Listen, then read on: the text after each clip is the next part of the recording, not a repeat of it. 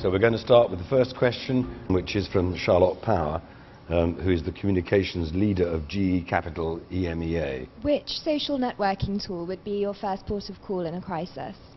Andrew. If your crisis is a social media inspired crisis, then you probably want to respond certainly through the medium that it arose. So for instance, today or yesterday, HMV came under attack over its new clothing policy for staff and whether or not people who had tattoos and piercings should be employed or not. And they took a big battering on Facebook. And on Facebook, HMV have got about 160,000 kind of likes. On Twitter, they've only got 44,000 followers, and they've responded predominantly through Facebook. But if your crisis is not social media inspired, I think Twitter has to be, at the moment, the first port of call, alongside your other communications, of course. But the reality is that news is spread by Twitter incredibly fast, and journalists often discover stories first on Twitter. So getting your point of view out and framing the debate early on Twitter seems to be the obvious one to go for. Given the recent revelations regarding the BBC's handling of the Jimmy Saville scandal, how would the panel recommend that this branding crisis goes about reassuring the public and safeguarding its reputation?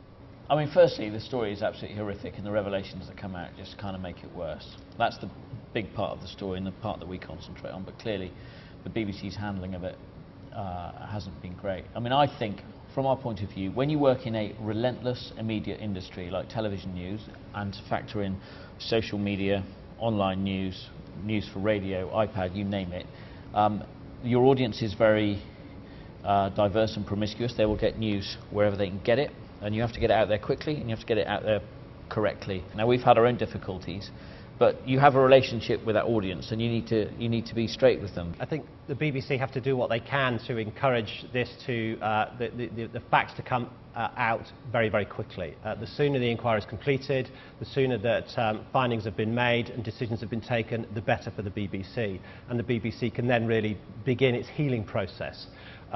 Because it's caught between the devil and the deep blue sea at the moment. It wants to say sorry. It's trying very hard to say sorry on every programme that you tune into at the moment. But actually, in a way, it's a bit hamstrung because it can't say sorry until the facts are confirmed. So it needs to get through to that as quickly as it can. It needs to continue to be open and collaborate.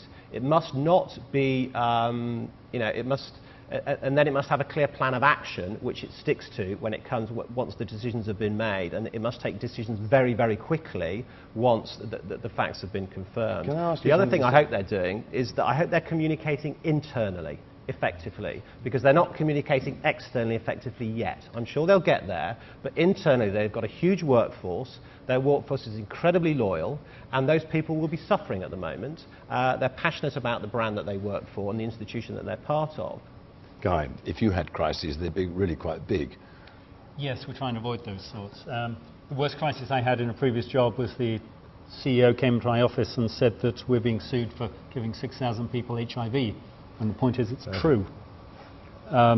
Contaminated blood, in case anybody wondered. I guess there are three dimensions. You have to be quick, and the BBC weren't very quick. You have to be accurate, and I'm not sure they were. And you have to take an eye to the long term, which is always the most difficult. To come back to that. It's like procurement. I mean, there are three elements. There's good, quick, and cheap. You can have any two. To get two in this would have been good. It's extraordinarily difficult to take that long-term view when the lawyers are saying, no, don't. That's the issue we had with the HIV. That's hard to do. Enormous sympathy to them and for what they're doing. I hope they do get to it. I want that trust restored.